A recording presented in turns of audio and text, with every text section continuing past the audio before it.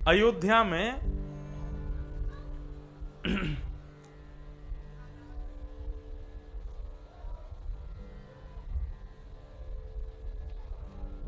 एक ब्राह्मण हुए।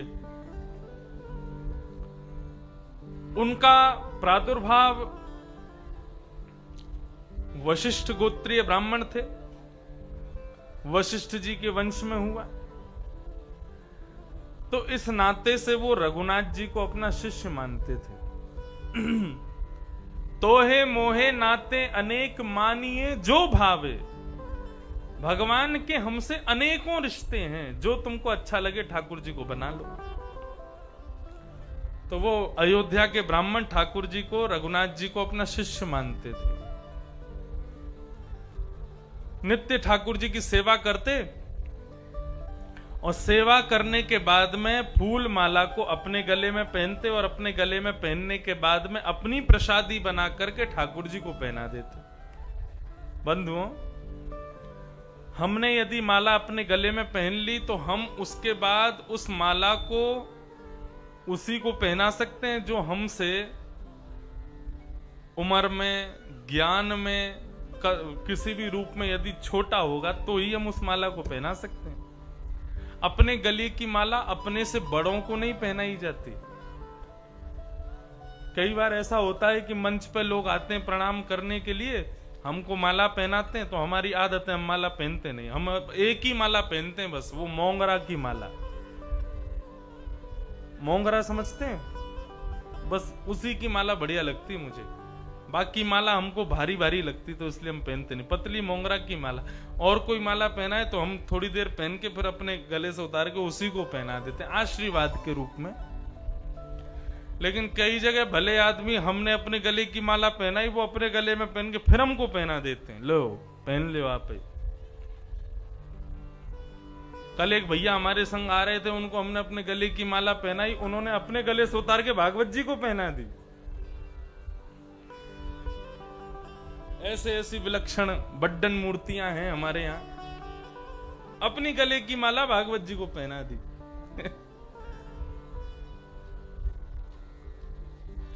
अपने अंग पर चढ़े हुए वस्त्र, अपने गले में डली हुई मालाएं, जिसका सेवन हमारे शरीर ने कर लिया, उस वस्तु को फिर अपने से बड़ों को या भगवत तत्वों को या भगवान को नहीं प्रदान करना चाहिए। एक प्रकार से वो झूठन मानी जाती है। झूठन ठाकुर जी को या बड़ों को नहीं दी जाती।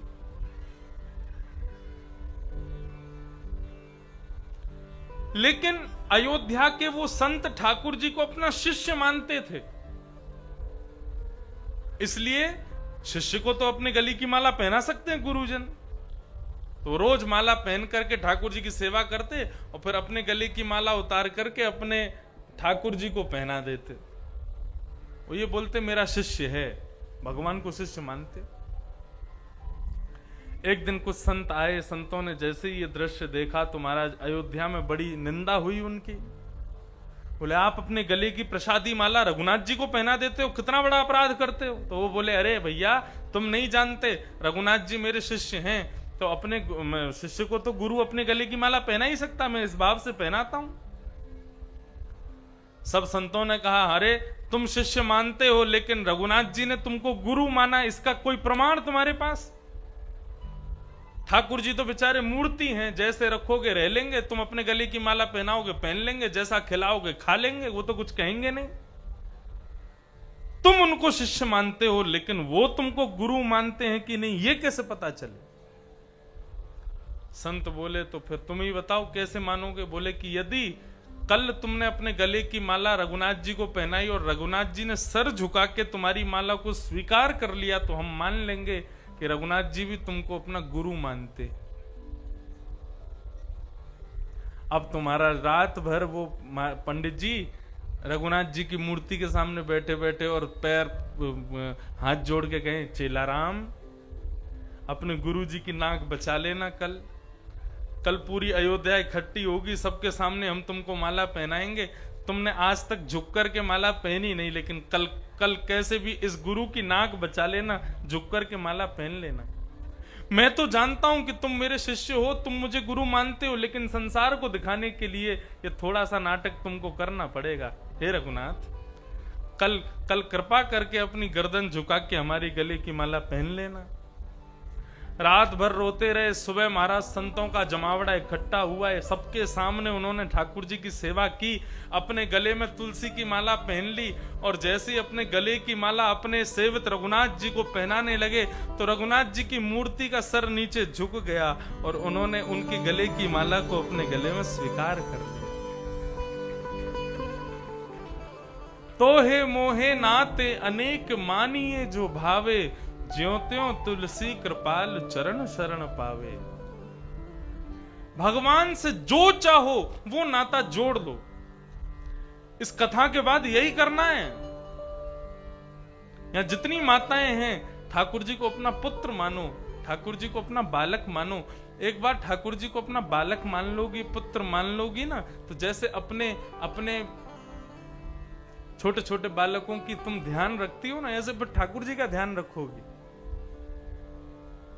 कल ही एक पोस्ट आई मेरे पास में, एक हमारे ब्रज में कोई भक्त आए कहीं बाहर से, उन्होंने ठाकुर जी को, इतने बड़े ठाकुर जी हैं उनके, लड्डू गोपाल, आजकल बड़े बड़े लड्डू गोपाल रखते हैं लोग घरों में, लड्डू गोपाल की सेवा पूजा करते हैं।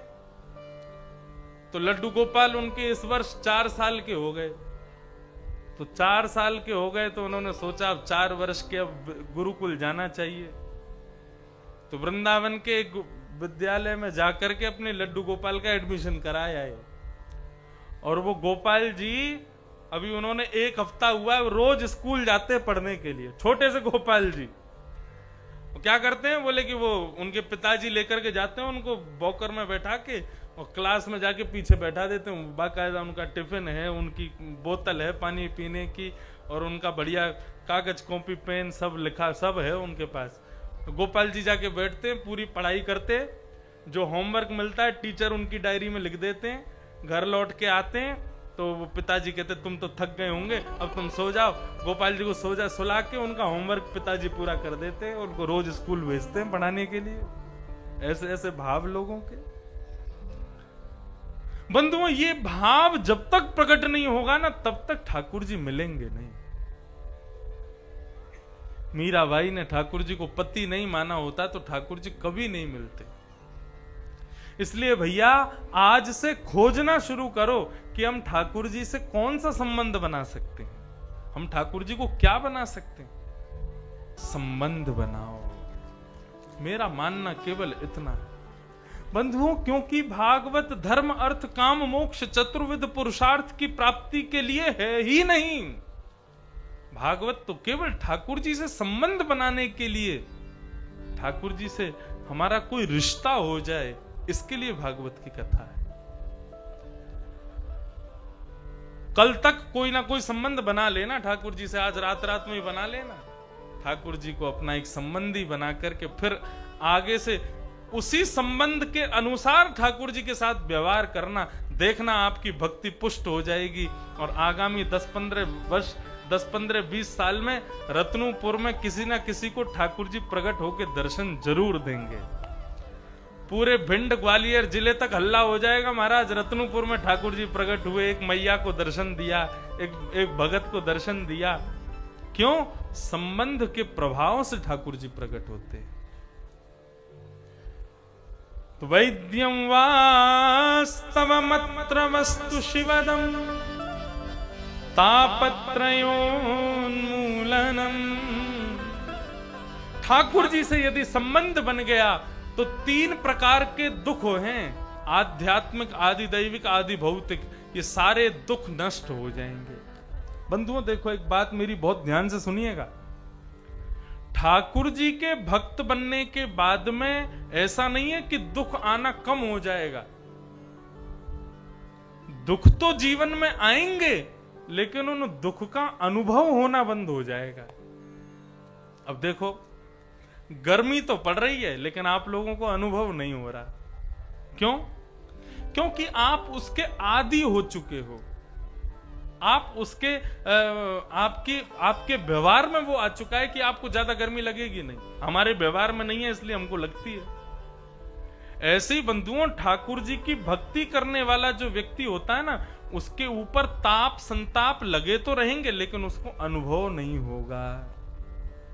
इसलिए भगवान की भक्ति करो, दुख तो आएंगे लेकिन दुख का अनुभव नहीं होगा। ये ठाकुर जी की भक्ति की पराकाष्ठा। निगम कल्प तरोर्गलितम फलम सुख मुखादम तद्रव संयुतम पिबत भागवतम रसमालयम मुहुर्हो रसिका भुवि भावुका। तीसरा श्लोक, निगम कहते हैं वेद को। कहीं भी ये शब्द सुनाई देना निगम, निगम शब्द का अर्थ होता है वेद। नगर निगम वाला निगम नहीं है, कहीं उसको सोचो तुम नगर वेद ये निगम वेदों का ही दूसरा नाम है, पर्यायवाची शब्द है। निगम कल्पतरोर गलितम फलम। श्रीमद् भागवत क्या है? वेद रूपी कल्प वृक्ष का पका हुआ एक फल है। वेद कितने हैं हमारे? 4। ऋग्वेद, यजुर्वेद, सामवेद, अथर्ववेद, ये 4 वेद हैं। इन 4 वेद रूपी कल्प वृक्ष का फल है श्रीमद् भागवत। बंधुओं,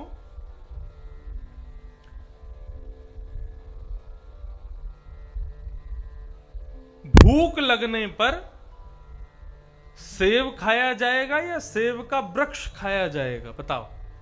सेब खाया जाएगा, सीधी बात है। फल खाते हैं, वृक्ष को थोड़ी खाया जाता है। ठीक वैसे ही हमारे भीतर प्रकट हुए विकारों को दूर करने के लिए वेदों का आश्रय नहीं लिया जाता, वेदों के फल श्रीमद् भागवत का आश्रय लिया जाता है।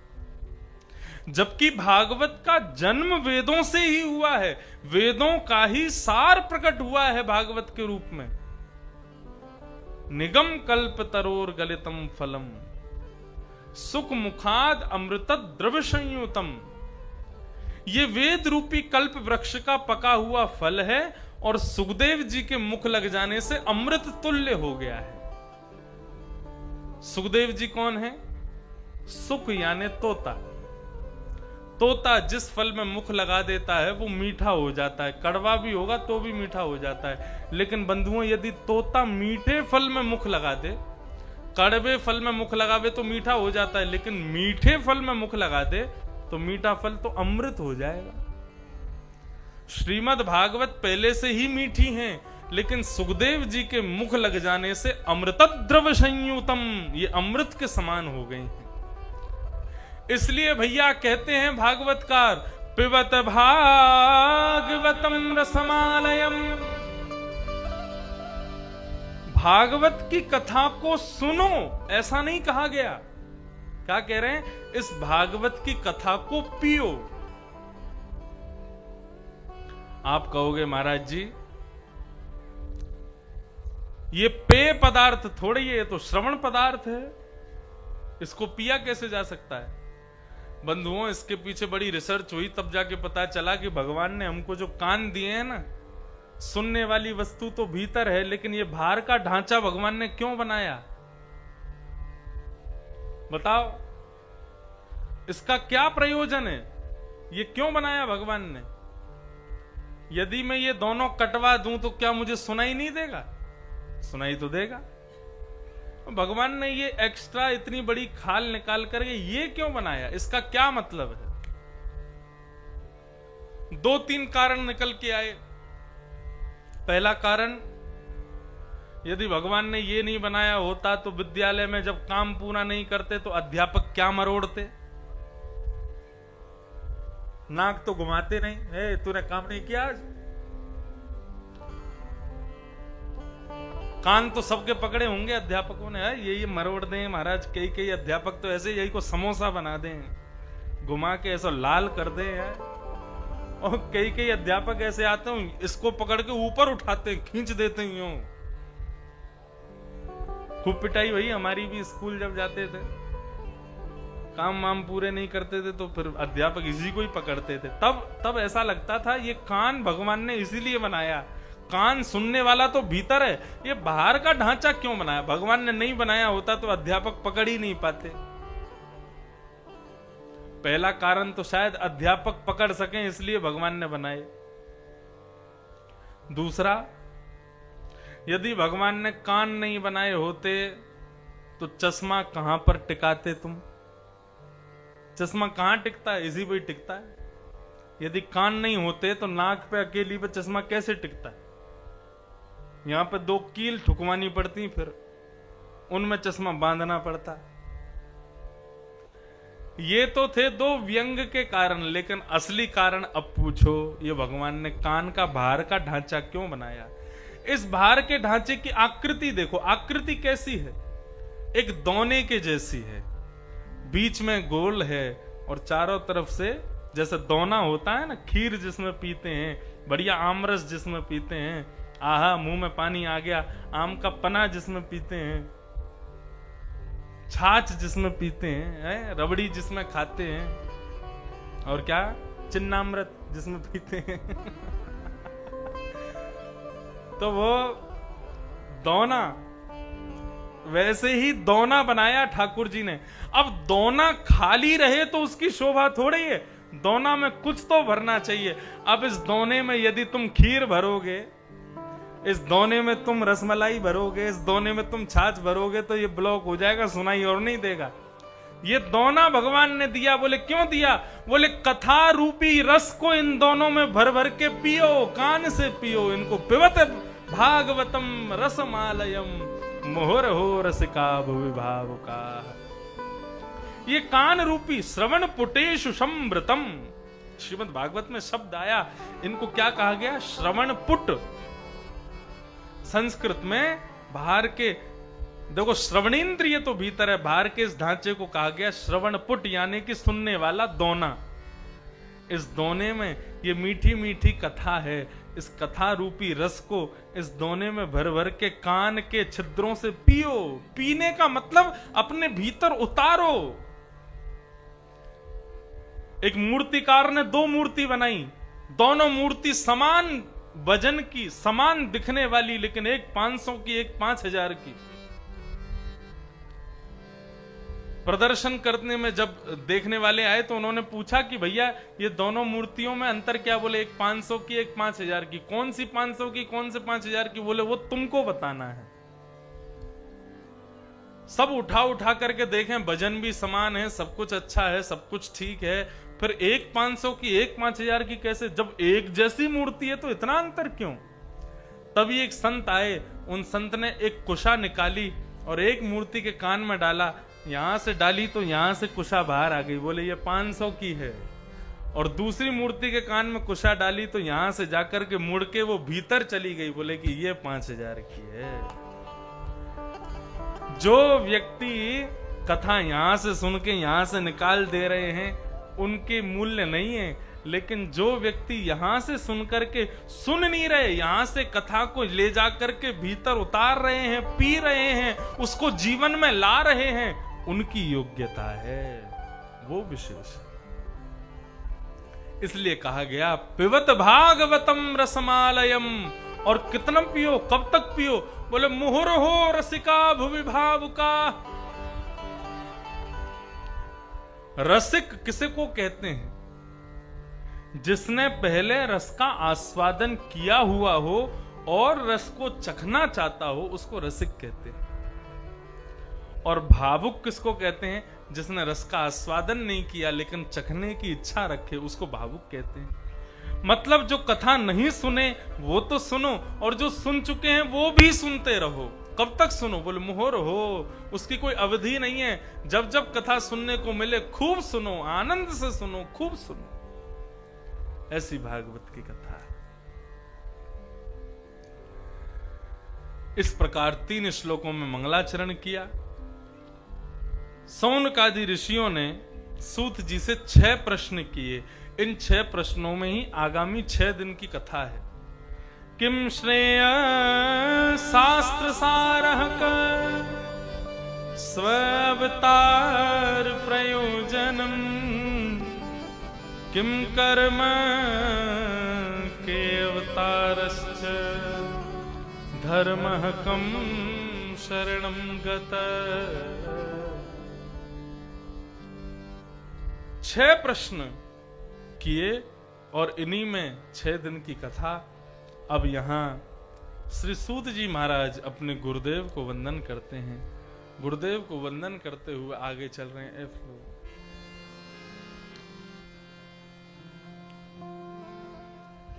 गुरुदेव को वंदन कर रहे हैं। बंधुओं, गुरु कौन है? आप में से जितने लोगों ने गुरु दीक्षा ली है, गुरु मंत्र लिया है, वो सब तो बढ़िया है। जिन्होंने अभी तक गुरु मंत्र नहीं लिया, गुरु दीक्षा नहीं ली, वो इन्हीं को ही गुरु मान लो। ये जो पीछे खड़े हैं ना, कृष्णम वंदे जगत गुरुम, लो मिल गया संबंध। कई लोग सोच रहे होंगे हम ठाकुर जी से क्या संबंध बनाएं, तो लो गुरु शिष्य का संबंध बना लो। ठाकुर जी को अपना गुरु मान लो और स्वयं शिष्य हो जाओ। फिर कथा के माध्यम से, कथा वक्ताओं के द्वारा जो भगवान की बातें आपको बताई जावे, उन्हीं को ही गुरु आज्ञा समझ करके उनका पालन करना। कृष्णम वंदे जगत गुरुम, ठाकुर जी को अपना गुरु मान लो। और गुरु कौन है? गुरु वही जो सही राह दिखावे, गुरु वही जो वृंदा विपिन वसावे, जो वृंदावन में बसा दे, वो गुरु है। और गुरु वही जो श्याम से मिलावे, वही गुरु है। वो गुरु नहीं है जो गली गली में गुरु फिरे, हमसे दीक्षा लियो, स्वर्ग जाओ चाहे नरक में, हमें बस लिफाफा दियो। वो गुरु नहीं है। गुरु कौन? जो ठाकुर जी से मिलावे। इसलिए गुरु के चरणों में प्रणाम केवल इसी भावना से करो, हे गुरु जी तुम हमको मिल जाओ, ऐसी कृपा मत करो, लेकिन हमको ठाकुर जी से मिला दो। गुरु जी पैया लागू श्याम सो में लाए दीजियो, गुरु जी पैया लागू श्याम से मिलाए दीजियो, गुरु जी पैया लागू श्याम से मिलाए दीजियो, गुरु जी पैया लागू श्याम से मिलाए दीजियो। ओ मिलाए दीजियो रे, मिलाए दीजियो, मिलाए दीजियो रे, मिलाए दीजियो, मिलाए दीजियो रे, मिलाए दीजियो, मिलाए दीजियो रे, मिलाए दीजियो। गुरु जी पैया लागू श्याम सो मिलाए दीजियो, गुरु जी पैया लागू श्याम सो मिलाए दीजियो, गुरु जी पैया लागू श्याम सो मिलाए दीजियो।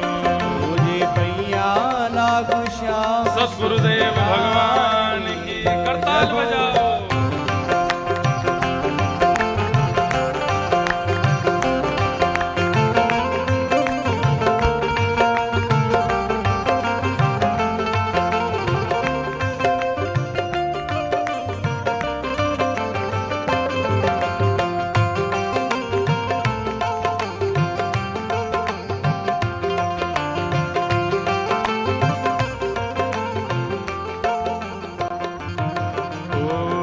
जिस घर भीतर घोर अंधेरा, जिस घर भीतर घोर अंधेरा, जिस घर भीतर घोर अंधेरा, जिस घर भीतर घोर अंधेरा, गुरु जी उस घर जोत जलाए दीजियो, गुरु जी उस घर जोत जलाए दीजियो, गुरु जी उस घर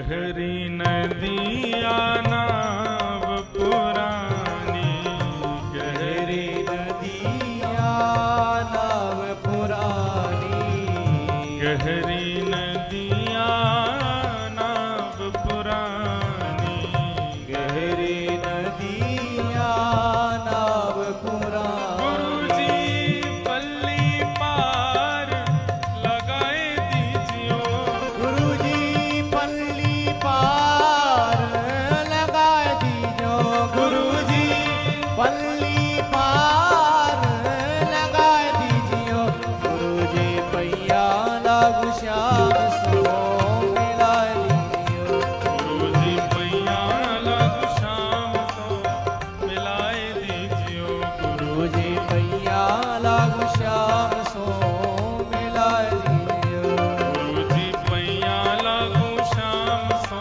मिलाए दीजियो, गुरुजी पैया लागू श्याम सो मिलाए दीजियो, मिलाए दीजियो, मिलाए दीजियो, मिलाए दीजियो, मिलाए दीजियो, मिलाए दीजियो, मिलाए दीजियो, मिलाए दीजियो। मिलाए दीजियो। गुरु कौन है? गुरु दो शब्द हैं। गु शब्द का अर्थ है अंधकार और रू शब्द का अर्थ है उसको दूर करने वाला। गुकारस्तु अंधकार स्यात्, रूकारस्तु निरोधक। जो अंधकार को दूर करे। अंधकार किसे कहते हैं? अज्ञान को ही अंधकार कहते हैं। अविवेक को, अज्ञान को, इन्हीं को ही अज्ञान को, इन्हीं को ही अंधकार कहते हैं। ज्ञान को और विवेक को, इन्हीं को ही प्रकाश कहते हैं।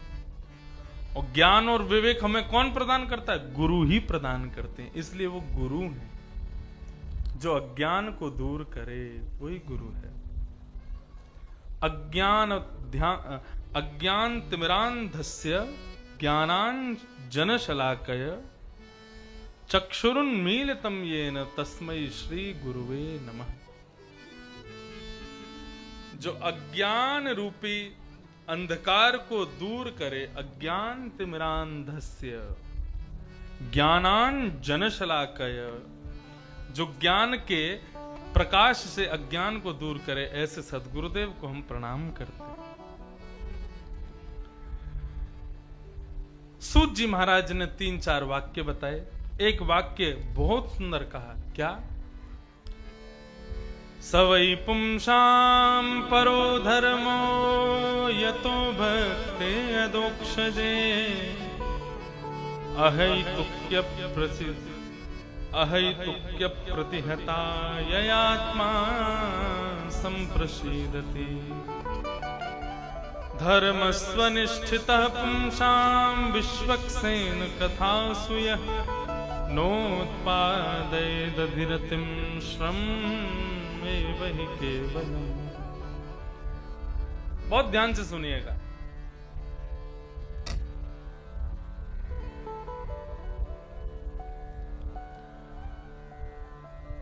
हम यदि कोई भी यज्ञ करते हैं,